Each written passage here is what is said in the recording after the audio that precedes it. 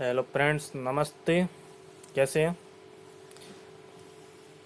तो दोस्तों, आज हम, क्योंकि हमारे सभी जो यूट्यूब चैनल पे हैं तो सारे दोस्त ही हैं, तो दोस्तों आज हम धातु और अधातुओं के बारे में विस्तार रूप से अध्ययन करने जा रहे हैं। तो धातु को इंग्लिश में बोलते हैं मेटल्स एंड अधातु को बोलते हैं नॉन मेटल। तो इसके अंदर हम विस्तार से अध्ययन करेंगे।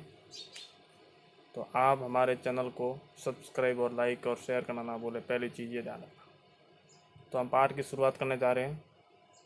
तो इसके अंदर बहुत सारे टॉपिक हैं जिनका अध्ययन करेंगे। सबसे पहले प्रकृति में धातु और अधातु के बारे में पढ़ेंगे, फिर धातु और अधातु की भौतिक गुणधर्म पढ़ेंगे, फिर पढ़ेंगे धातुओं के रासायनिक गुणधर्म क्या हैं, फिर अधातुओं के रासायनिक गुणधर्म, दैनिक जीवन में धातु और अधातु के उपयोग, उत्कृष्ट धातुएं और मिश्र धातु। इस तरह से हम 7 टॉपिक के बारे में अध्ययन करेंगे। तो आपको अच्छी तरह से रीड करना है। तो पार्ट हमारा सेकेंड है, जो क्लास 8 का है, अच्छी तरह से आप रीड करना है। तो हम शुरुआत करते हैं आगे। सबसे पहले पढ़ेंगे प्रकृति में धातु तथा अधातु। प्रकृति के अंदर कौन कौन सी धातुएं हैं और कौन कौन से अधातु हैं, उनके बारे में देखते हैं।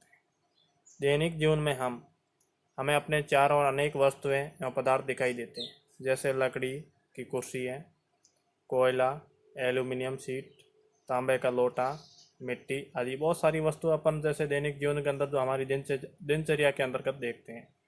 ये सभी पदार्थ विभिन्न तत्वों से बनते हैं। ऐसी नहीं है कि कोई पदार्थ एक ही तत्व से बनता है।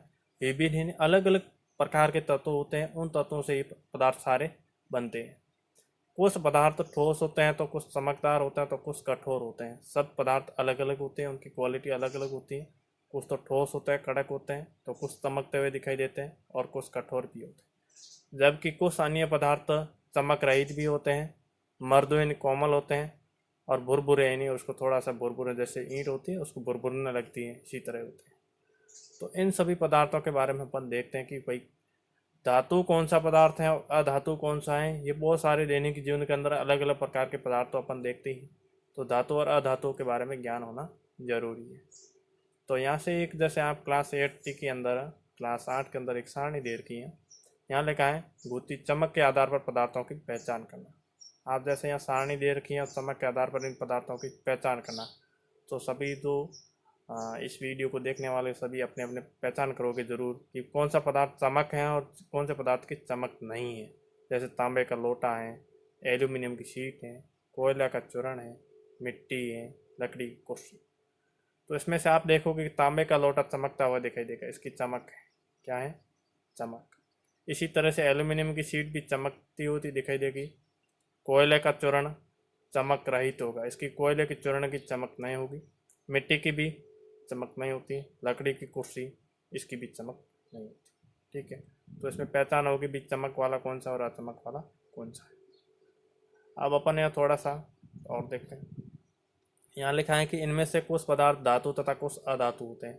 जैसा अब चमक वाले दे, कुछ तो चमकीले थे, कुछ चमक रही थी। तो इसमें से कुछ धातु और कुछ अधातु हैं। तो इसमें से पढ़ते हैं कि वो पदार्थ जो चमकीले होते हैं, ठीक है, उनको बोलते हैं धातु। जैसा कि इसमें से है कि वो पदार्थ जो चमकीले होते हैं उसमें सामान्य धातु होते हैं, जबकि वो पदार्थ जो चमक रहित होते हैं उनको बोलते हैं अधातु। जिनकी चमक होती है वो धातु कहलाते हैं और जिनकी चमक नहीं होती वो कहलाते हैं अधातु। पृथ्वी की भूपरपट्टी पर कुछ धातुएं जैसे सोना तथा प्लेटिनम और कुछ अधातुएं जैसे सल्फर और हाइड्रोजन आदि होती। जैसे पृथ्वी की भूपरपट्टी के अंदर बात करते हैं तो इनमें से कुछ ऐसे भी पदार्थ हैं जैसे सोना है, प्लेटिनियम है, ये सारी धातु होती है क्योंकि इसकी चमक होती है। और कुछ जैसे सल्फर और हाइड्रोजन है जिनकी चमक नहीं होती है, इनको बोलते हैं अधातु। तत्व स्वतंत्र रूप से, जबकि अधिकांश धातुएं या अधातुएं संयुक्त अवस्था में ऑक्साइड, कार्बोनेट, सल्फाइड तथा सल्फेट के रूप में पाई जाती हैं। कुछ तत्व होते हैं जो स्वतंत्र रूप से पाए जाते हैं और कुछ ऐसे भी होते हैं धातु और अधातु मिक्स रूप से संयुक्त अवस्था के अंदर पाए जाते हैं। जैसे ऑक्साइड के रूप में, कार्बोनेट के रूप में, सल्फाइड के रूप में, सल्फेट के रूप में, अलग अलग पदार्थों की अलग अलग अवस्था के रूप में पाई जाती है। जैसे इसमें एल्यूमिनियम, लोहा, मैंगनीज, ऑक्सीजन, फॉस्फोरस संयुक्त अवस्था में पाई जाती है। तो इसमें से एल्यूमिनियम, लोहा, मैंगनीज सारी धातुएं तो एक संयुक्त अवस्था के रूप में पाई जाती हैं। तो इसमें से अपन धातु और अधातुओं के भौतिक गुणधर्म के आधार पर इनको अलग करना का प्रयास करते हैं कि इनके भौतिक गुण कौन कौन से। तो पहला हमारा टॉपिक पूरा हुआ। क्या था टॉपिक का नाम? कि प्रकृति में धातु और अधातु। प्रकृति में जो चमकने वाली होती है उसको धातु बोलते हैं, प्रकृति में जिसकी चमक रहित होती है उनको अधातु कहते हैं। दूसरा टॉपिक है धातु और अधातु के भौतिक गुणधर्म क्या क्या है। धातु और अधातु के भौतिक गुणधर्म। भौतिक गुण सबसे पहले अपन पढ़ेंगे धातुओं के भौतिक गुण और फिर पढ़ेंगे अधातुओं के भौतिक गुण। पहला धातुओं का पहला भौतिक गुण है भौतिक अवस्था। क्या गुण है? भौतिक अवस्था। तो इनकी भौतिक अवस्था क्या है?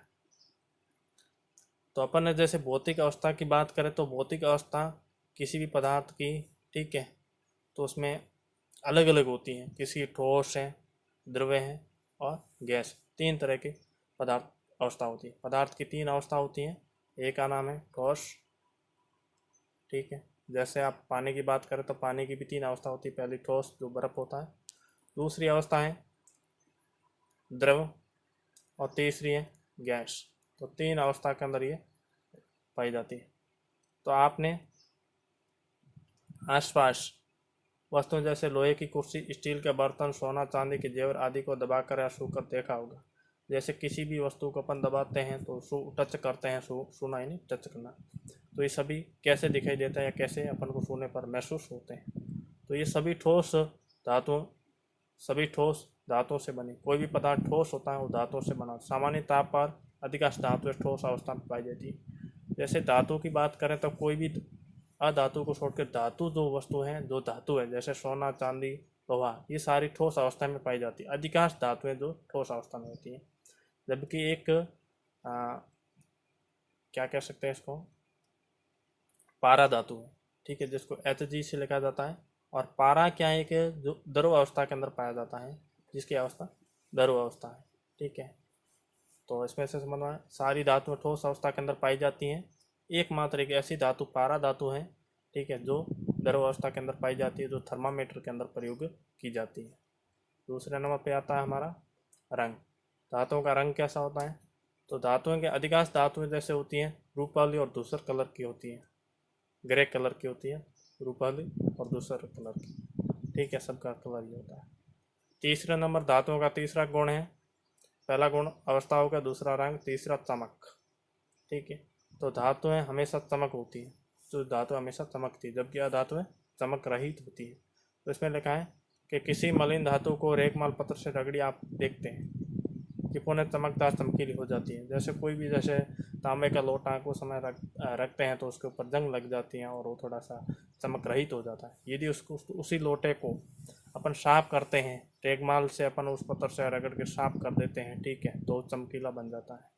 तो इसका कारण सभी धातुओं की सतह द्वारा प्रकाश की अच्छी तरह से परावर्तन करना। मतलब प्रत्येक कोई भी धातु है तो उनकी सतह हमेशा प्रकाश का परावर्तन होता है, ठीक है। जैसे प्रकाश के कण कांच के ऊपर टकरा कर वापस कैसे पहुंचते हैं, उसी तरह से धातुओं के ऊपर भी प्रकाश की परावर्तन की क्रिया होती है।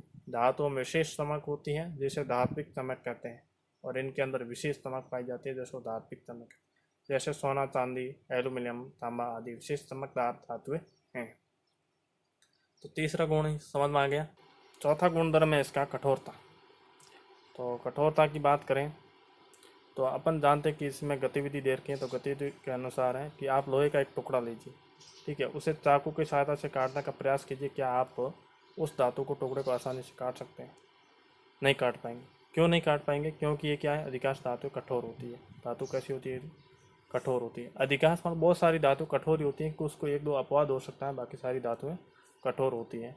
तो इन्हें आसानी से काटा नहीं जा सकता है। सभी धातुओं की कठोरता अलग अलग होती है, और ऐसा भी नहीं है कि सारी धातु एक जैसी कठोर पाई जाती है, ऐसा भी नहीं है। इसमें से कुछ अपवाद हैं। एक तो है सोडियम और दूसरा है पोटेशियम। सोडियम और पोटेशियम धातु को मोम की भांति चाकू से काटा जा सकता है, जो दर्शाता है कि सोडियम और पोटेशियम धातु मुलायम धातु। कैसी धातु हैं? मुलायम। कौन सी दो धातु हैं मुलायम? सोडियम और पोटेशियम। सोडियम और पोटेशियम दोनों धातुएं मुलायम हैं, बाकी सारी धातुएं कठोर होती हैं, ठीक है। तो अधिकांश धातुएं क्या हो गई? कठोर हो गई। फिर नेक्स्ट आता है 5वां भौतिक गुणधर्म है ध्वनिकता। तो ध्वनिकता की बात करें कि अपने आसपास के अंदर बहुत सारी वस्तुएं देखते हैं, जैसे स्टील की थाली है, विद्यालय की घंटी, धातु का सिक्का, एल्यूमिनियम की शीट, ये सारी क्या होती है, ठोस वस्तु होती है। और जब किसी भी ठोस वस्तु को आपस में टकराते हैं तो क्या उत्पन्न होती है, ध्वनि। तो जब धातु किसी अन्य ठोस धातु से टकराती है तो इस धातुओं पर किसी वस्तु से आघात किया जाता है, या तो टकराती है या किसी एक धातु के ऊपर दूसरी धातु का आघात यानी उसको चोट पहुंचाते हैं, तो धात्विक ध्वनि उत्पन्न होती है, विशेष धात्विक ध्वनि। इसे ध्वनिकता कहते हैं।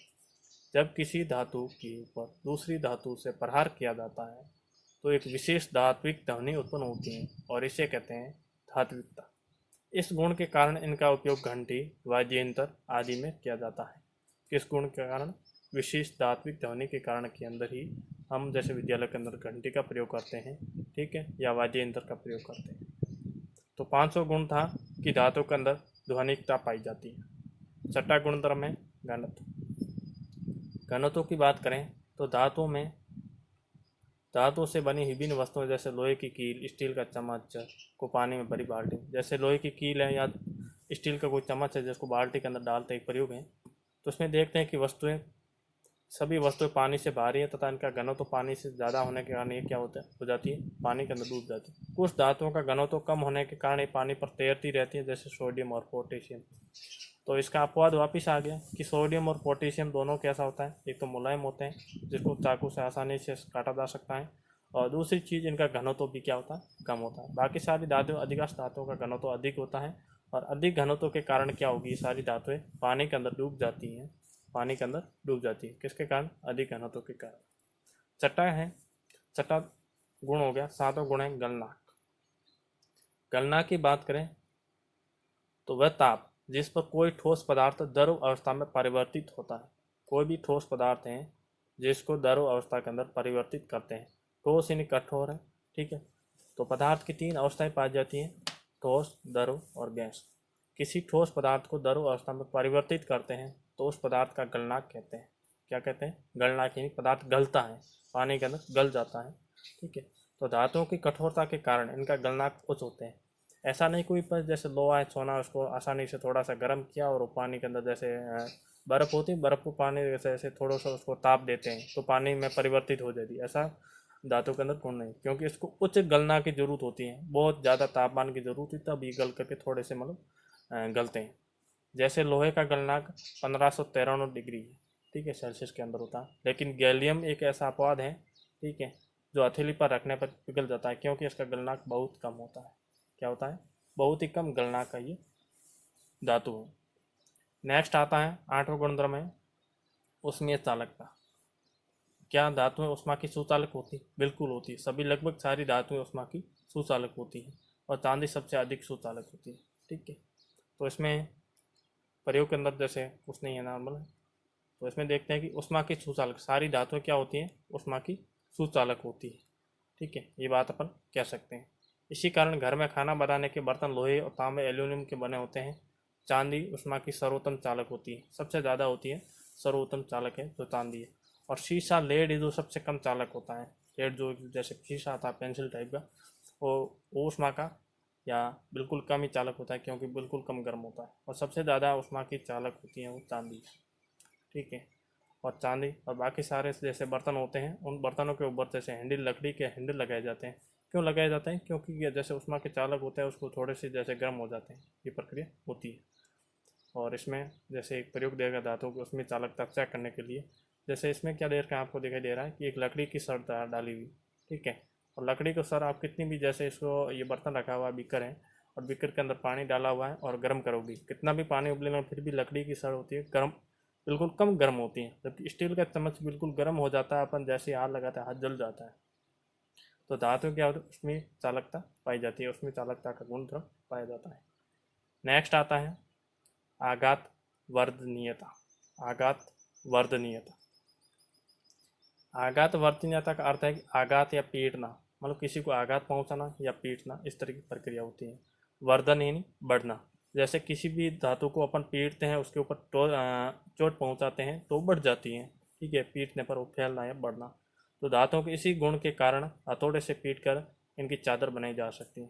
जैसे लोहे का कोई टुकड़ा है और उसको अपन बार बार ऊपर हथौड़े से पीटाई करते चोट पहुंचाते हैं तो चादर के अंदर परिवर्तित हो जाता है। कौन से गुणधर्म के कारण? आघात वर्धनीयता गुणधर्म के कारण। और आघात वर्धनीयता का अर्थ होता है आघात यानी पीटना, वर्धन यानी बढ़ना। ठीक है, जब किसी भी वस्तु या किसी धातु को पीटते हैं तो उसके मतलब उसकी लंबाई चौड़ाई बढ़ जाती है। और जैसे आप लोहे के कोई भी लोहे की वस्तु या लोहे का कोई टुकड़ा है उसको पीटने पर चादर बनाई जा सकती है, जैसे डायग्राम के अंदर ये दिखाई दे रहा है। नेक्स्ट, तो ये गुणधर्म था नवा। अगला गुणधर्म है विद्युत चालकता। धातुओं में विद्युत धारा का प्रवाह होने के कारण विद्युत के सुचालक होते हैं। सारी धातुएं क्या होती है? लगभग विद्युत के प्रवाह होना है और ये विद्युत की सुचालक होती है। ठीक है, चांदी विद्युत की सर्वोत्तम चालक होती है। जैसे पहले ऊष्मा की चालकता की बात की तो सबसे ज़्यादा तो ऊष्मा की चालक कौन सी थी? चांदी थी। और सबसे कम था शीशा या लेड भी बोलते हैं। ठीक है, और इसमें जैसे अलग अलग जैसे धातुओं की बात की डायग्राम दे रखा है। एक तरफ सेल दे रखा है, ये बल्ब दे रखा है, बल्ब को इस सिरे को जोड़ दिया तार लगा के, दूसरे सिरे को भी तार लगाया और बीच से जगह छोड़ दिया। जगह छोड़ के यहाँ अलग अलग धातुएं ला करके रखते हैं और चेक करते हैं कि उसमें विद्युत की चालक है या नहीं है। तो सारी लगभग अधिकांश धातुएं क्या होती है? विद्युत की चालक होती है। विद्युत की चालक। अगला गुणधर्म है तन्यता। धातु का वो गुण जिसके कारण उसे खींचने या आसानी से तार में बदल जाता है। जैसे धातु को अपन पकड़ कर खींचते एक सिरे से दूसरे सिरे को तो एक तार के रूप में बदल जाता है, जिसे क्या बोलते हैं? तन्यता। ठीक है, ऐसे पदार्थ जो कठोर, चमकीले, आघात वर्तनीय, तन्य, ध्वनिक, ऊष्मा और विद्युत के सुचालक होते हैं, धातु कहलाते हैं। ठीक है, अब तन्यता का गुणधर्म क्या होगा? किसी भी वस्तु या किसी भी धातु को खींचने पर आसानी से तार में बदल जाता है और इसी गुण को बोलते हैं तन्यता। फिर क्वेश्चन आता है कि धातु किसे कहते हैं? तो ऐसे पदार्थ जो कठोर होते हैं, क्या होते हैं? कठोर होते हैं, चमकीले होते हैं, आघात वर्तनीय होते हैं, तन्य होते हैं, जिसमें ध्वनि का गुण पाया जाता है, ऊष्मा और विद्युत के सुचालक होते हैं, उनको बोलते हैं धातु। तो ये सारी धातुओं की परिभाषा आ गई। ठीक है, तो आपने यहाँ पर धातुओं के गुणधर्म के बारे में अध्ययन किया है। फिर अपन पीछे रहेगा अधातुओं के भौतिक गुणधर्म, तो इनको भी पढ़ेंगे। नेक्स्ट है अधातुओं के भौतिक गुणधर्म। तो अधातुओं के भौतिक गुणधर्म क्या क्या है? जैसे अपन ने पढ़ा था धातुओं के भौतिक गुणधर्म भी 10 थे, उसी तरह से अधातुओं के भौतिक गुणधर्म क्या है? 10 हैं। तो इसमें से जैसे पहला गुणधर्म है भौतिक अवस्था। तो किसी भी धातु या किसी भी पदार्थ की 3 अवस्थाएं होती हैं, ठोस, द्रव और गैस। तीनों अवस्थाएं वैसे दर्शाई गई। तो सामान्यतः पर अधातु ठोस, द्रव और गैस तीनों अवस्था में पाई जाती हैं। जैसे नॉर्मल ताप होता है तापमान, पर लगभग धातुएं अधातुएं होती हैं जो तीनों अवस्था के अंदर पाई जाती है। जैसे ठोस के अंदर कार्बन पाया जाता है, सल्फर पाया जाता है और आयोडीन नमक। तो तीनों ये ठोस के अंदर पाई जाती हैं। ब्रोमीन की बात करें तो ब्रोमीन द्रव अवस्था के अंदर पाया जाता है। और गैस के अंदर देखें अधातुओं में ऑक्सीजन है, नाइट्रोजन है, हाइड्रोजन है। तो ये जैसे इस तरह की जो कुछ धातुएं हैं अधातुएं जो गैसीय अवस्था के अंदर भी पाई जाती हैं। फिर दूसरा गुणधर्म है धातुओं का, अधातुएं विभिन्न रंग की होती हैं। जैसे धातुओं के अंदर पढ़ा था कि धातुएं ग्रे कलर की होती हैं। तो अधातुओं के कैसी होती हैं? विभिन्न बहुत सारे अलग अलग कलर की होती हैं। जैसे सल्फर पीले कलर की होती है, क्लोरीन हरी पीली होती है, फॉस्फोरस लाल और सफ़ेद कलर की होती है। तो अधातुएं होती हैं जो विभिन्न कलर की होती है, अलग अलग रंगों की होती हैं, जिसका एक कलर फिक्स नहीं होता है। ये तीसरे नंबर के अंदर है चमक। तो अधातुओं की चमक की बात करें तो इसके कुछ अधातु जैसे चमकीली भी हो सकती हैं। तो इसमें आपने कोयले का टुकड़ा लिया और उससे पहले सायादार स्थान पर फिर उसे पर्याप्त प्रकाश में देखते हैं तो आप देखेंगे कोयला चमक रही थे। अतः अधातु में चमक नहीं होती है। तो अधातु कोई भी अधातु है उसके अंदर चमक नहीं होगी, परंतु कुछ अपवाद हैं। अपवाद क्या चीज़ है कि आयोडीन और हीरा वो ऐसी हैं जो चमकीले होते हैं। ठीक है, और ये चमकते हुए दिखाई देते हैं, आयोडीन और हीरा। बाकी अधिकांश सारी अधातुएं क्या होती है? चमक रहित होती हैं। ठीक है, फिर आता है कठोरता। तो कठोरता की बात करें, जैसे धातुओं के अंदर तो कठोरता का गुणधर्म पाया जाता था, सारी लगभग कठोर ही थी। ठीक है, और एक जैसे सोडियम और पोटेशियम को छोड़ करके बाकी सभी धातुएं कठोर थी। क्योंकि अधातुओं के अंदर क्या होता है कि अधातु नरम और भुरभुरी होती है। नरम बिल्कुल नरम होती हैं और भुरभुरी होती हैं। और इसमें सल्फर को चाकू से भी काटा जा सकता है, बिल्कुल सल्फर बिल्कुल नरम होती है। हीरा और एक अपवाद और चीज़ आती है कि हीरा कैसा होता है कि बिल्कुल कठोर होता है और ये कार्बन का अपर रूप है। और हीरा का कठोर होने का कारण क्या है कि कार्बन का अपर रूप होने के कारण हीरा कठोर होता है। तो 4 गुणधर्म हो गए। 5वां गुणधर्म है ध्वनिकता। तो ये धातुओं को समान टकराने या पीटने पर विशेष ध्वनि उत्पन्न नहीं करते हैं। जैसे धातु अपन जैसे स्कूल के अंदर घंटी थी, ठीक है, जिसको टकराते हैं वो आवाज़ करती है, ठीक है, ध्वनि उत्पन्न होती है। तो उसी तरह से अधातुओं को जैसे आपस में टकराएंगे तो ध्वनि उत्पन्न नहीं होगी। तो अधातुओं के अंदर ध्वनिकता का गुण नहीं पाया जाता है। फिर आता है अधातुओं के अंदर घनत्व। तो अधातुओं के अंदर घनत्व बिल्कुल कम होता है, बिल्कुल कम घनत्व की होती हैं। जैसे धातुओं के अंदर 2 अपवाद थे, पोटेशियम और सोडियम का, उसी तरह से बिल्कुल इनका भी घनत्व कम होता है। फिर नेक्स्ट आता है गलनांक। अधातुओं का गलनांक। अधातुओं का गलनांक बिल्कुल कम होता है। ग्रेफाइट और हीरा कार्बन के अपरूप का अपवाद है। ग्रेफाइट और हीरे को छोड़ करके बाकी सबका गलनांक कम होता है। और ग्रेफाइट और हीरा कार्बन के अपरूप होने के कारण इनका गलनांक बहुत ही अधिक होता है, ठीक है। इनको गलाना उच्च ताप पर इसको गलाया जा सकता है। फिर नेक्स्ट आता है ऊष्मीय विद्युत चालकता। सामान्यतः अधातु ऊष्मा या विद्युत की कुचालक होती है। लगभग सामान्य धातु की बात करें तो ऊष्मा की और ये विद्युत की कुचालक होती है। इसका अपवाद है कि ग्रेफाइट एक ऐसा है जो क्या है, विद्युत का सुचालक है। विद्युत का सुचालक कौन सा? ग्रेफाइट। जैसे उसके अंदर पढ़ा था धातु के अंदर जो पीबी लेड है, ठीक है, वो भी क्या होता है, कम जैसे चालकता होती है उसमें चालकता, उसी तरह इसमें ग्रेफाइट की सबसे अधिक चालकता होती है उसमें। तो ये एक अपवाद है। फिर नेक्स्ट आता है 9 नंबर पे भंगुरता। धातुओं को हथौड़े से पीटने पर चूर्ण या टुकड़ों में बदल जाती है।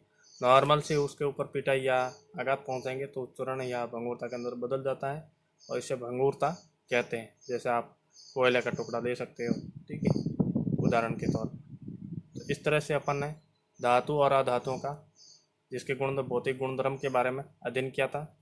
और फिर नेक्स्ट वीडियो के अंदर आप पढ़ेंगे धातुओं के रासायनिक गुणधर्म। अब एक बार थोड़ा सा और रिपीट कर लेते हैं। रिपीट में क्या है, सबसे पहले धातुओं के भौतिक गुणधर्म। तो नंबर 1 था भौतिक गुणधर्म अवस्था। धातुएं अधिकांश कौन सी अवस्था के अंदर पाई जाती हैं? तो वो थी ठोस अवस्था के अंदर पाई जाती है। दूसरा है धातुओं का रंग, ग्रे कलर की होती हैं। धातुओं के अंदर चमक पाई जाती है, विशेष चमक होती हैं। धातु अधिकांश कठोर होती हैं, सोडियम और पोटेशियम को छोड़ करके। फिर 5वां गुणधर्म था ध्वनिकता। धातु के अंदर ध्वनिकता का गुण पाया जाता है। 6वां नंबर घनत्व। धातु अधिक घनत्व वाली होती हैं, सोडियम और पोटेशियम को छोड़ करके। धातुओं का गलनांक भी अच्छा होता है। ये गैलियम का बिल्कुल कम होता है गलनांक, जिसको हथेली पर रखने पर वो पिघल जाता है, ये एक अपवाद है, ठीक है। लोहे का गलनांक होता है 1593 डिग्री सेल्सियस। ऊष्मीय चालकता धातु के अंदर पाई जाती है और थोड़ी सी जैसे इसमें बात करें तो उसके अंदर लेड या पीबी के अंदर कम पाई जाती है। और सबसे ज़्यादा ऊष्मीय चालकता होती है चांदी के अंदर पाई जाती है। विद्युत की चालक चांदी सुचालक सबसे सर्वोत्तम। आघात वर्धनीयता का नियम पाया जाता है। आघात वर्धनीयता का अर्थ होता है आघात यानी पीटना, वर्धनी बढ़ना, ठीक है। किसी भी वस्तु को पीटने पर वो बढ़ती या फैलती है। फिर आता है विद्युत चालकता। धातु के अंदर विद्युत चालकता का गुणधर्म पाया जाता है। सबसे अधिक चांदी विद्युत की सर्वोत्तम चालक है। और फिर तन्यता का गुणधर्म पाया जाता है। तन्यता किसे कहते हैं? तो उसके अंदर आता है धातु का वो गुण जिसके कारण उसे खींचने पर आसानी से तार में बदल जाता है, इस गुण को कहते हैं तन्यता। और फिर बात कहते हैं कि धातु किसे कहते हैं? तो ऐसे पदार्थ जो कठोर, चमकीले, आघात वर्तिंदा, तनीय, ध्वनिक, ऊष्मा और विद्युत के सुचालक होते हैं, उनको बोलते हैं धातु। फिर आता है अधातु के भौतिक गुणधर्म। तो नंबर 1 है भौतिक अवस्था। तो अधातु लगभग 3 अवस्था के अंदर पाई जाती हैं। रंग इनका विभिन्न कलर की होती हैं। जैसे सल्फर पीले कलर की होती है, क्लोरीन हरी भरी पीली होती है, फॉस्फर लाल और सफ़ेद होती है, और ब्रोमीन द्रव अवस्था में पाई जाती है, और कार्बन, सल्फर और आयोडीन ठोस अवस्था में पाई जाती है। तीसरे नंबर चमक आती है। धातु के अंदर चमक नहीं होती है, और आयोडीन और हीरा एक अपवाद चीज़ है, इनकी चमक होती है। और धातुएं कठोर नहीं होती हैं, नरम और भुरभुरी होती हैं। और हीरा इसका अपवाद है। हीरा बिल्कुल कार्बन का अपरूप होने के कारण कठोर होता है। अधातु के अंदर ध्वनिकता का गुण नहीं पाया जाता है। अधातुएं घनत्व बिल्कुल कम होता है और इनका गलनांक भी बिल्कुल कम होता है, जबकि एक अपवाद है ग्रेफाइट और हीरा के अंदर इनका बहुत ही अधिक गलनांक होता है। ऊष्मीय और विद्युत चालकता की बात करें तो अधातुएं ऊष्मीय और विद्युत चालकता कुचालक होती हैं, जबकि अपवाद है ग्रेफाइट भी क्या होता है, विद्युत चालक होता है। भंगुरता का गुणधर्म इसमें अधातुओं के अंदर पाया जाता है। तो इस तरह से 9 गुणधर्म थे अधातुओं के अंदर पढ़ लिया है। हमारे चैनल को लाइक और सब्सक्राइब और शेयर करना ना भूलें। हमने अच्छी तरह से आपको पूरा चैप्टर समझाया है, और किसी भी तरह की कोई परेशानी हो तो हमारे कमेंट्स बॉक्स में ज़रूर कमेंट लिखें, नहीं तो हमारे जैसे कहीं भी जैसे कमेंट या आपके पास जैसे व्हाट्सएप नंबर हो वहाँ पर भी शेयर कर सकते हो। Thank you my video watching.